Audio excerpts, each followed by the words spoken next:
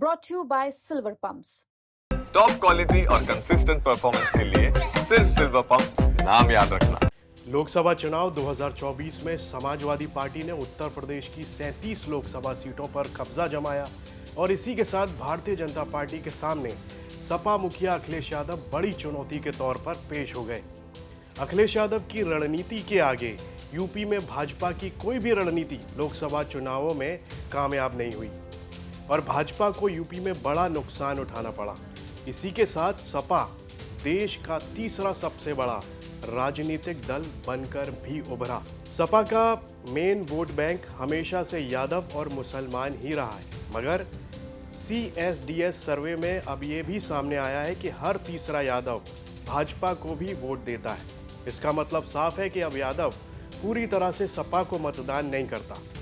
Bhajpa Yadav voters में अपनी पकड़ बनाने की हर संभव कोशिश कर रही है। ऐसे में सपा की निर्भरता मुसलमान मतदाता के ऊपर और भी ज्यादा हो गई है। इसी बीच एक बार फिर पश्चिमी यूपी के मुसलमानों की चर्चाओं में सपा के कद्दावर नेता आजम खान और संभल सांसद जिया-उर-रहमान बर्क का नाम आने लगा है। दरअसल आरोप लग रहे हैं कि अखिलेश यादव आजम खान और सांसद जिया-उर-रहमान बर्क की अनदेखी कर रहे हैं। नमस्कार, मैं हूं मधुर यादव और आप देख रहे हैं यूपी तक। ऐसे में ये सवाल खड़ा हो जाता है कि क्या अब अखिलेश यादव को मुस्लिम वोटों को एकजुट करने के लिए आजम और बर्क जैसे नेताओं की जरूरत है? पहले जब आजम खान के परिवार से मिलने आज़ाद समाज पार्टी के मुखिया और नगीना सांसद चंद्रशेखर आज़ाद ने रामपुर में कदम रखा, तब अखिलेश यादव की बेचैनी बढ़ जाती थी।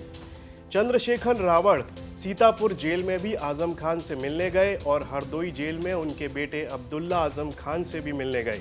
उस दौरान भी सपा में हलचल होती थी, मगर अब अब्दुल्ला आजम खान जेल से बाहर आ चुके हैं। इसके बाद से चंद्रशेखर आज़ाद ने ना तो उनसे मुलाकात की है और ना ही उनको लेकर कोई बयान दिया है। जब से अब्दुल्ला आजम जेल से बाहर आए हैं, अखिलेश यादव ने उनको लेकर कोई गर्मजोशी नहीं दिखाई है।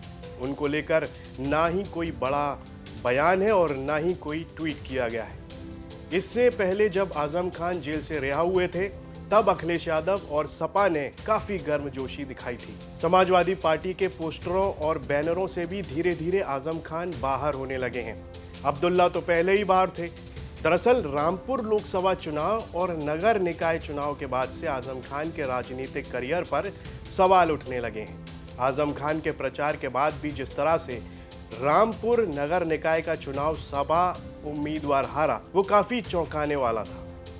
लोकसभा चुनाव में भी सपा उम्मीदवार मोहिबुल्ला नदवी आजम खान के विरोध के बावजूद भी सपा से लोकसभा चुनाव जीत गए थे। इन चुनावों से पहले अखिलेश यादव आजम खान के लिए बयान देते थे और उनके साथ खड़ा दिखने की कोशिश करते थे, लेकिन अब परिस्थितियां बदल रही हैं। दरअसल अब मुसलमान वोटर के पास समाजवादी पार्टी के अलावा कोई मजबूत विकल्प बचा नहीं है। भाजपा के खिलाफ मुसलमानों की एकजुटता का अखिलेश यादव भी ठीक से भुनाना चाहते हैं। अब अखिलेश यादव ऐसी मुस्लिम लीडरशिप उभारने में लगे हैं जिसमें उनके पिता और उनके पिता के दौर का साया नहीं हो।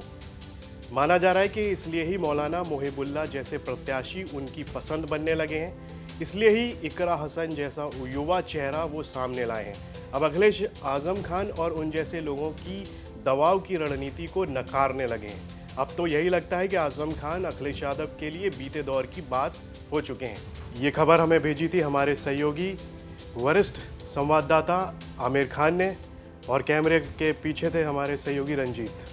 यूपी की तमाम खबरों को देखने के लिए आप देखते रहिए यूपी तक।